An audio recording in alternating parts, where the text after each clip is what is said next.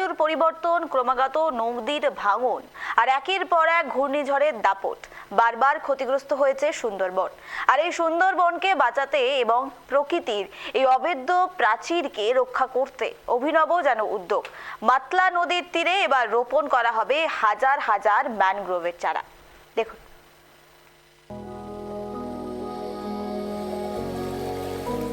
বেয়ে চলেছে মাতলা নদী, আর সেই নদীর তীরে একের পর এক পুঁতে দেওয়া হচ্ছে গোলপাতা, গড়ান কিংবা সুন্দরীর চারা। বিশ্ব পরিবেশ দিবসে দক্ষিণ 24 পরগনার কৈখালী চত্বরে ধরা পড়ল এমনই ছবি। সুন্দরবনের প্রাকৃতিক ঢাল বা রক্ষা কবচ ম্যানগ্রোভ অরণ্যকে পুনর্জীবিত করতেই নয়া উদ্যোগ পরিবেশ প্রেমীদের। উৎকর্ষ আরোহণ এবং বিহান, এই দুই স্বেচ্ছাসেবী সংস্থার যৌথ উদ্যোগে আয়োজিত হলো এক বৃহৎ ম্যানগ্রোভ বৃক্ষরোপণ কর্মসূচি। পরিবেশবিদদের একাংশের মতে সাম্প্রতিক সময়ে আইলা, আমফান বা ইয়াসের মতো একের পর এক সুপার সাইক্লোনের ধাক্কায় ব্যাপকভাবে ক্ষতিগ্রস্ত হয়েছে সুন্দরবনের ম্যানগ্রোভ অরণ্য, যার জেরে আলগা হচ্ছে নদীর বাঁধ, বাড়ছে নদী ভাঙন। আর সেই বিপদের হাত থেকেই সুন্দরবনের মানুষকে রক্ষা করতে এই সবুজ উদ্যোগ।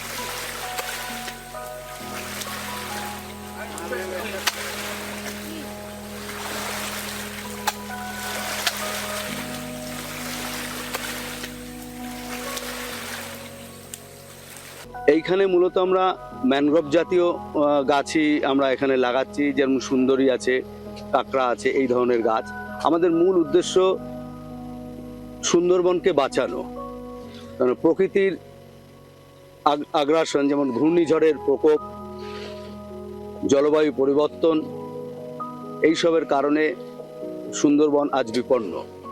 সেই সুন্দরবনকে রক্ষা করার জন্য এবং আগামী প্রজন্মকে একটা পরিবেশ মুক্ত পৃথিবী, যেখানে দূষণ থাকবে না, সবুজে ভরা থাকবে, সেই উদ্দেশ্য নিয়ে আজ আমরা এই কর্মসূচিতে অংশগ্রহণ করেছি। এদিন শুধু চারা রোপণই নয়, পাশাপাশি স্থানীয় বাসিন্দাদের মধ্যেও পরিবেশ সচেতনতার বার্তা দেওয়া হয়। কারণ সুন্দরবনের ভূপ্রকৃতি এবং জীববৈচিত্র্য টিকে না থাকলে সংকটে পড়বে গোটা দক্ষিণবঙ্গই।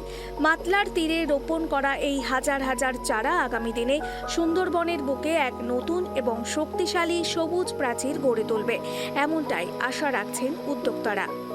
Bureau report, KTV Bangla.